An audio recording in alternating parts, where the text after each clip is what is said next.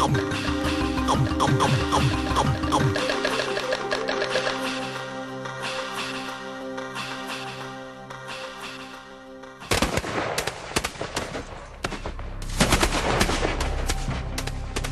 1789, and news of the French Revolution reaches England.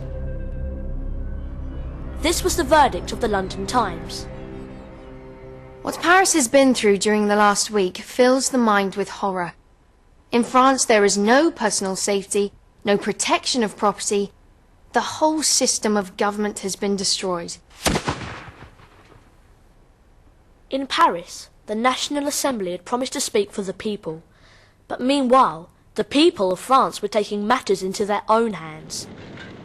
All over the country, in the summer of 1789, chateaux were looted, aristocrats murdered. It became known as the Great Fear. People asked, was this what the revolution was about? This descent into chaos and lawlessness?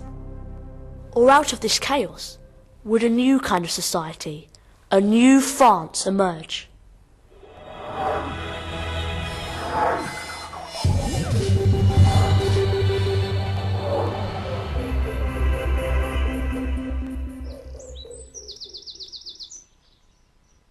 This is the chateau of La Motte Fouquet in Normandy. Before the revolution, it was owned by the Marquis de Falconer. He was hated round here. He'd fenced off the common land for his own private use, and he wouldn't let his tenants gather wood in the forest. But in July 1789, he got his comeuppance. The local peasants stormed the chateau. They burnt his title deeds, his proof of land ownership, and then they held him over the flames. They tortured him. In the National Assembly, the delegates argued, was this kind of violence acceptable or not? Some said it was. They said it was inevitable. They said it was the natural expression of the people's anger. But most didn't agree. They wanted a constructive, not a destructive revolution. And so, starting in Paris, a National Guard was set up, a kind of revolutionary police force. Like Louis's old police force, it would keep the peace, but this new National Guard would answer to the nation. In the months and years to come, the Assembly used the National Guard to defend its vision of a new France. A vision summed up in this picture. It shows a National Guardsman making an oath. But what's interesting is the document on which his hand rests. It was called the Declaration of the Rights of Man. It was passed by the Assembly on the 26th of August, 1789, and it sums up the ideals of the French Revolution. To this day, it remains one of the most important statements of human rights ever written. All men have equal rights to liberty, property, security, and freedom from tyranny.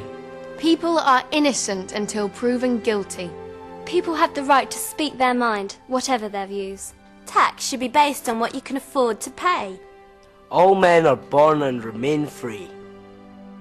What's so amazing about this document is how modern it still seems. At the time, it was mind-blowing. The most extraordinary vision of how human beings can live together in peace and justice. Not everyone, though. All men are born and remain free. No mention of women. And slavery, too, was never outlawed by the revolutionaries. Some people, they clearly thought, were more equal than others. But still, for 200 years ago, it was pretty radical stuff.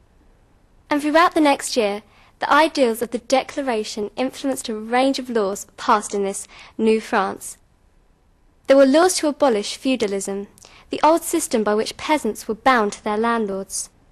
There were laws changing the tax system, easing the unfair tax burden on the poor. There were laws to bring the church under state control, selling off church lands, solving the financial crisis in one move. In the streets of Paris, people addressed each other as brother or sister, all citizens now, their lives transformed. One visitor noted how much people's lives had changed. They describe what it's like to be freed of the crushing tax burden, Now they can work, help each other, and enjoy the fruits of their labours. They can even put a little money aside. Now they feel like men, not slaves. By mid-1790, Paris was in a party mood. In the Champ de Mars on the first anniversary of the Bastille, a massive celebration was held. Every department, the new regions of revolutionary France, sent guardsmen to represent them. This painting captures the mood. Apparently it poured with rain, but it didn't dampen the enthusiasm. As one spectator remarked, it just proved the French Revolution is cemented in water, not in blood. But how long would that happy situation last?